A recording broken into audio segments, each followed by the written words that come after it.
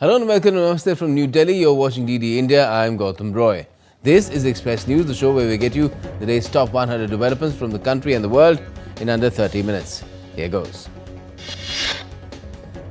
President Draupadi Murmu attended the National Human Rights Day celebrations in New Delhi on Wednesday. The event brought together government officials, diplomats, civil society members, human rights defenders and others. President Murmu said that India's ancient value of Vasudhaiva Kutumbakam, meaning the world is one family, is reflected in the idea of universal human rights rooted in dignity, equality and justice. The President highlighted India's unopposed election to the United Nations Human Rights Council for a 3-year term beginning in 2026, marking the 7th time the country has secured a seat on the council. Deepavali has been inscribed on UNESCO's Intangible Cultural Heritage list on Wednesday at the 20th session in New Delhi's Red Fort in the presence of Culture Minister Gajendra Singh Shekhawat and global delegates. Amid chants of Vande Mataram and Bharat Mata Ki Jai, UNESCO inscribed Deepavali on its Intangible Cultural Heritage list. Minister Gajendra Singh Shekhawat hailed the moment. India now holds 16 elements on the list, including Kumbh Mela, Durga Puja, Garba and Yoga. Prime Minister Narendra Modi welcomed the addition of Deepavali to the UNESCO Intangible Heritage list. The PM said that it will contribute to the festival's global popularity. Ministry of External Affairs spokesperson called it a joyous moment in a message posted on social media platform X. External Affairs Minister Dr. S. Jaishankar welcomed the development as well. He praised its profound cultural, religious and spiritual role in uniting people.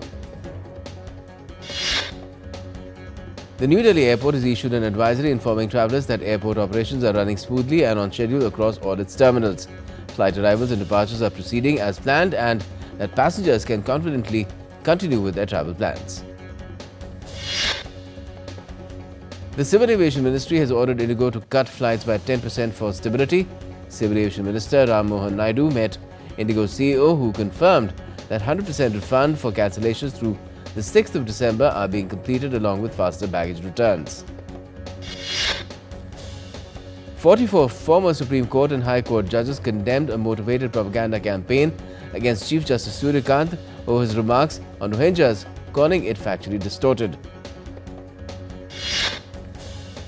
The judges defended Chief Justice Surya Kant. They said that the Rohingyas lack legal refugee status in India, which is not party to the 1951 UN Refugee Convention. They warned that misrepresenting constitutional questions as bias engenders judicial independence. During the Indian Parliament's winter session in the lower house, Home Minister Amit Shah addressed the electoral reforms discussion, saying initial 2-day deadlock created wrong public perception despite cross-party participation. The lower house is now adjourned till 11 a.m. on Thursday. The upper house marked 150 years of national song Vande Mataram with an ongoing discussion. Leader of the House JP Nadda will reply to the debate. Professionals and artisans from Tamil Nadu are in Varanasi to participate in Kashi Tamil Sangamam 4.0, enriching the celebration with traditional skills, craftsmanship and cultural exchanges.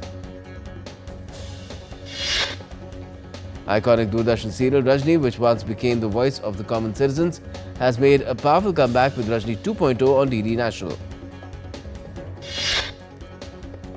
Speaking on the occasion, Prasar Bharati CEO Gaurav Dwivedi highlighted Doordarshan's commitment to meaningful, socially conscious programming.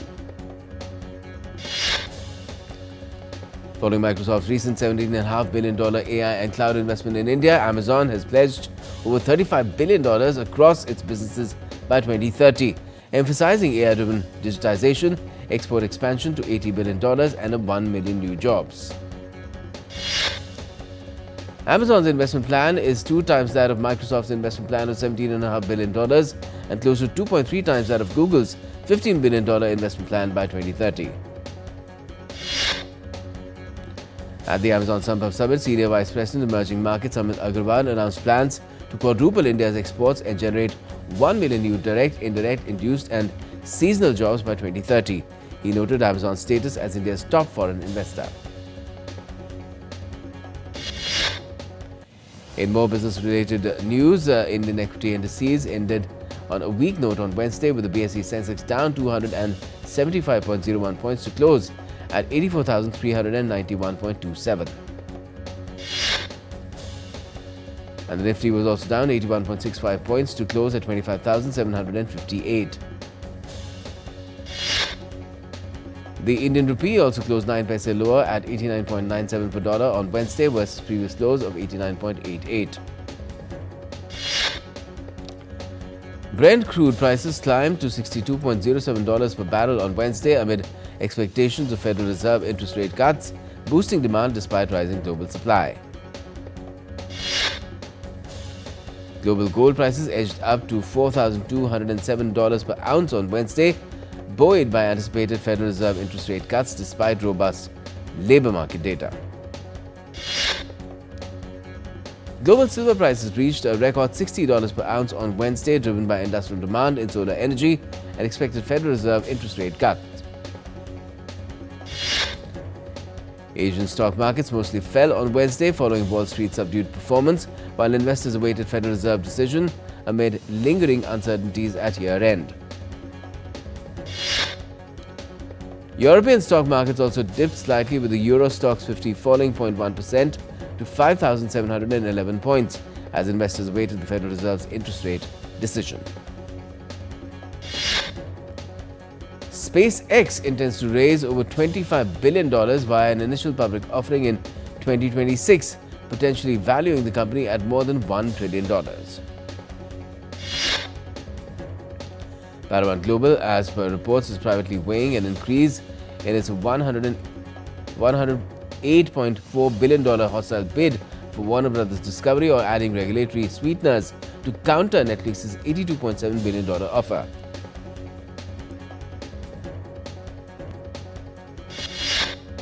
Half a million evacuees in Cambodia and Thailand sought refuge in pagodas, schools and other safe havens after renewed border clashes, with US President Trump vowing to intervene in the century-old dispute. At least 11 people, including Thai soldiers and Cambodian civilians, have been killed in the latest fighting, while more than 500,000 have fled border regions where jets, tanks and drones were waging a battle. Thailand and Cambodia on Wednesday traded accusations of civilian attacks amid border clashes, as President Trump announced that he would personally call leaders to restore his July brokered ceasefire. Israel has reopened the Allenby crossing with Jordan on Wednesday, resuming goods and humanitarian aid to West Bank and Gaza after the September attack closure. Russia has claimed that its forces captured the Osta-Povskoye settlement in the Dnipropetrovsk region, while Ukraine reports successfully repelling Russian attacks in the same area on that day. Meanwhile, Russian forces have also announced that they struck Ukraine's military industrial sites, energy and transport infrastructure supporting troops, and long-range drone launch facilities. Secretary of Russia's Security Council Sergei Shoigu on Wednesday said that Russia is waiting for a response from the US on its proposal for the New START nuclear arms control treaty. Russia's President Vladimir Putin has offered to voluntarily uphold the limits of the treaty, which expires in February, provided the US does the same. Ukraine's President Zelensky unveiled a revised 20-point peace plan developed with the UK, France and Germany's leaders, ready for US review, adding that Russia's territorial demands remain the main hurdle. Also, the Kremlin has endorsed US President Trump's recent Ukraine remarks, predicting Moscow's inevitable victory in the nearly 4-year-long conflict and Kyiv's need to relinquish territory as fully aligned with Russia's position. Daughter of Nobel Peace Prize laureate Maria Corina Machado accepted the award on her mother's behalf at a royal ceremony at Oslo City Hall. Australia's social media ban for children under 16 years of age has become effective from Wednesday. 10 major social media platforms have been told to comply with the ban or face penalty of up to $33 million. Amid criticism, Vietnam's parliament approved a legislation that will compel journalists to disclose sources under certain circumstances and ban the online dissemination of anti-state information. In a shooting incident at the Kentucky State University in the US, one person lost his life while another was critically injured. According to police reports, the suspected assailant was taken into custody. Responding to US President Trump's commitment or comments on a hefty fine on Elon Musk's company, Germany's Chancellor Friedrich Merz said that foreign companies, including those from the US, must obey German and EU rules when they operate there. Honduras' President Xiomara Castro denounced an electoral coup in the recently held presidential elections to the UN. The 30th November election was held peacefully, but the results were marred by technical failures, fraud allegations and password security breach. South Korean Prime Minister Kim Min-seok has said that strict action will be taken if the government finds any legal breaches committed by online commerce company Coupang. Officials have raided the headquarters after the data breach. Chile is set for the second round of voting scheduled on the 14th of December, which will decide Chile's next president for 4 years. Candidates Janet Jara and Jose Antonio Cast are set to face each other in a tough competition. Florida's Governor Ron DeSantis has signed an executive order designating prominent Muslim civil groups, the Council on American Islamic Relations, as a foreign terrorist organization. French lawmakers narrowly approved the 2026 Social Security budget, handling Prime Minister Sébastien Lecornu a crucial victory, but at enormous political cost that could still threaten his fragile government. We're taking a quick break in Express News. More will follow. Keep watching DD India.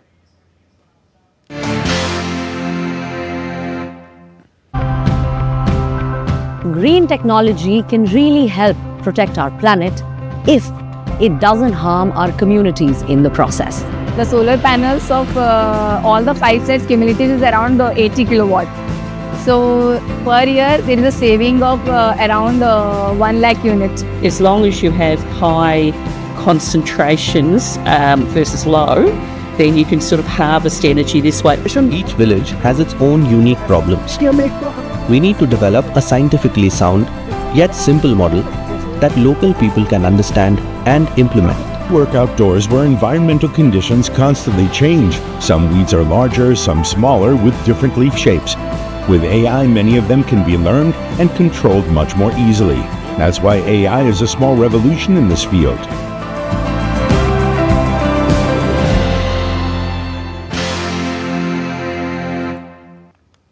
Welcome back. You're watching Express News on DD India. I'm Gautam Roy. Let's continue. At least 22 people have been reported killed after a fire broke out in an office building in Indonesia's Jakarta. The flames were extinguished hours later and the area has now been cordoned off. At least 2 people were killed and 4 injured when floods swept through Iraq's Kurdistan region. The Kurdistan regional government urged citizens to avoid low-lying areas and exercise caution amid forecasts of additional rain. The European Union agreed on a legally binding climate target to reduce greenhouse gas emissions by 90% by 2040 against 1990 levels and buy foreign carbon credits to cover 5% of the emissions cuts.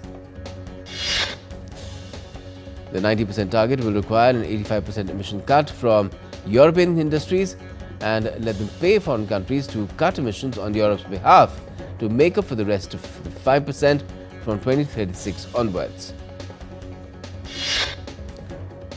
A residential building fire claimed 12 lives in the southern Chinese city of Shantou, according to state news agency Xinhua. An investigation on the cause of the fire is underway. At least 19 people were killed and 16 injured by the collapse of 2 buildings in Morocco's Fez city early on Wednesday, according to the state news agency. Iraq's Lake Najaf, or Bahr al-Najaf, is deteriorating, reflecting a broader pattern of water scarcity driven by upstream damming, climate change and reduced rainfall. The lake is a major source of salt production in the country. A magnitude 5.8 earthquake struck northern Colombia on Wednesday, the European Mediterranean Seismological Center said, adding that the quake was at a depth of 157 kilometers. The Snoqualmie River in the U.S. state of Washington caused major flooding, with homes inundated and submerged farms and roads. No loss of life was, however, reported. The Irish coastal village of Blackrock, north of Dublin in Ireland, cleaned up after high tide during Storm Bram, bashing the region, flooding the main street and damaging buildings and cars. An orange alert had been issued a day earlier across numerous counties. A Paris raffle will offer a €1 million original Picasso painting, Tête de Femme, from 1941 for a €100 ticket in April 2026. In Argentina's Florinda city, a hairdresser has prepared statues for the Day of the Virgin of Cacupe. He and his team washed, dyed and styled real human hair donated by worshippers. Devotees will join nighttime processions through the streets. The Nobel Prize Museum in Stockholm is showcasing an exhibition titled "These Things Changed the World." It features more than 250 artifacts donated by different Nobel laureates. The Imperial Citadel of Thanglong's night tour is emerging as a key attraction. It combines centuries-old heritage with modern projection technology. The experience offers a vivid way to explore the site's history. Egypt's iconic street dish Koshari has been added to UNESCO's Intangible Cultural Heritage list, recognizing its cultural significance and rich regional variations across the country. Bethlehem has lit a giant Christmas tree for the first time since 2022. Thousands gathered in Manger Square, to witness the 20-meter tree. The city, the birthplace of Jesus, is a major Christian pilgrimage site. Haitian Compass, also called Compa, is a popular national music. It's celebrated across Haiti and its global diaspora. This genre represents Haiti's cultural abroad. UNESCO is set to add it to the Intangible Cultural Heritage list. Venezuela's joropo, a traditional music and dance genre, has been recognized by UNESCO. It blends instruments such as harp, cuatro, maracas, bandola and violin. The genre is now declared Intangible Cultural Heritage of Humanity. Thousands of pilgrims walked near the Popocatépetl volcano towards Mexico City's Basilica of Guadalupe. They carried images of the Virgin to be blessed in fulfillment of vows. A vast AI campus, a quarter the size of Paris, is emerging in Abu Dhabi's desert. The project is led by Emirati AI giant G42 and its subsidiary Khazna Data Centers. Vietnam's Con National Park on Vietnam's green list has released over 436,000 sea turtle hatchlings. Young volunteers known as turtle midwives guide them to the beach. A Turkey chef created detailed sculptures from chocolate. His creations include a gramophone, piano and horse-drawn carriage. His work has won international awards and global recognition. Winners of the Create in India Challenge will perform at the 15th National Street Food Festival in New Delhi. The three-day event begins this Friday and brings together flavors from across the country. A rare green bird known locally as the harihal has created curiosity in Rajasthan's Ajmer. The bird was spotted perched on a peepal tree, drawing attention from locals. Residents have been gathering to catch a glimpse of the rare, beautiful sight. The Indian Navy's UH-3H Saras helicopter has been installed as a centerpiece of Visakhapatnam's new helicopter museum on Beach Road. The decommissioned Sea King, which served for 17 years in rescue and maritime missions, is now open for public viewing as a new naval heritage attraction. Now some entertainment and first look images of the thriller series 56 Days starring Dove Cameron and Evan Jogia are out. All 8 episodes will release on OTT platform on the 18th of February. The golden soundtrack from the animated film K-pop Demon Hunters has been nominated for Best Original Song at the 83rd Golden Globe Awards. Famed Panchayat series actor Jitendra Kumar has teamed up with newcomer Mahavash for the romantic comedy Tedi Hain Par Meri Hain, presented by Remo D'Souza. The project is set to go on the floor soon. The much-awaited Telugu action drama film Akhanda 2 starring Nandamuri Balakrishna will now release on the 12th of December.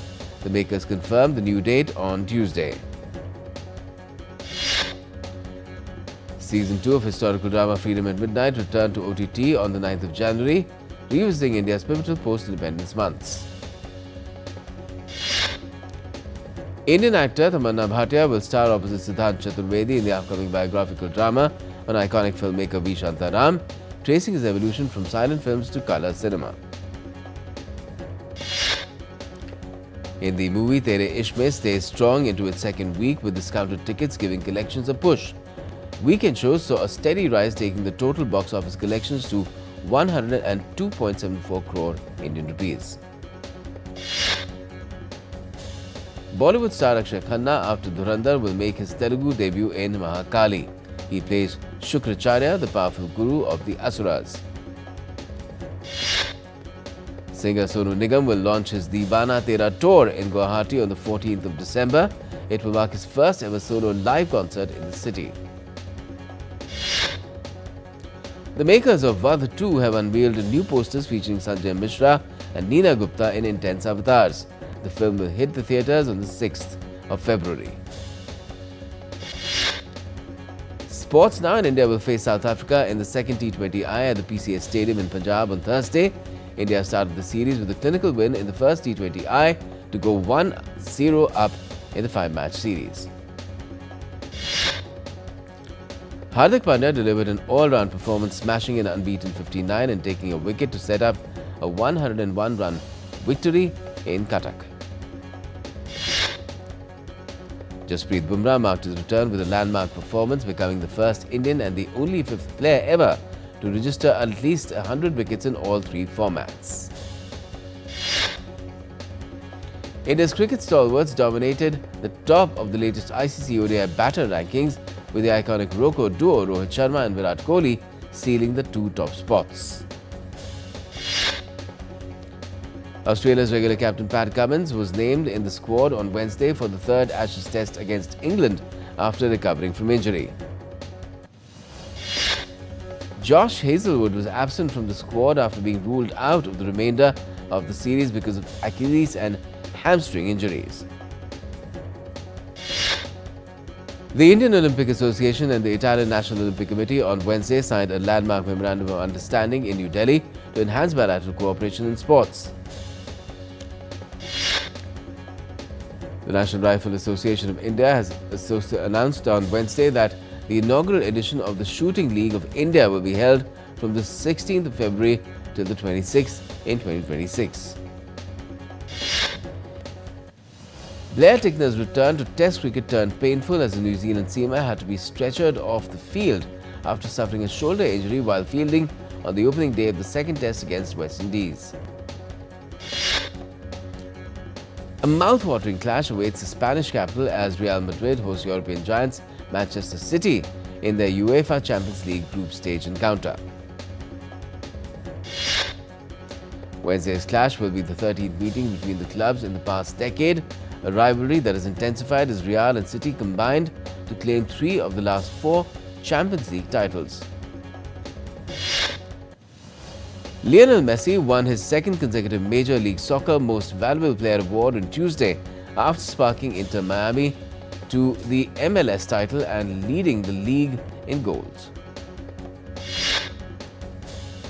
Jules Koundé's brace held Barcelona edge past Eintracht Frankfurt 2-1 in the Champions League at Camp Nou, marking a much-needed win for the Catalan side.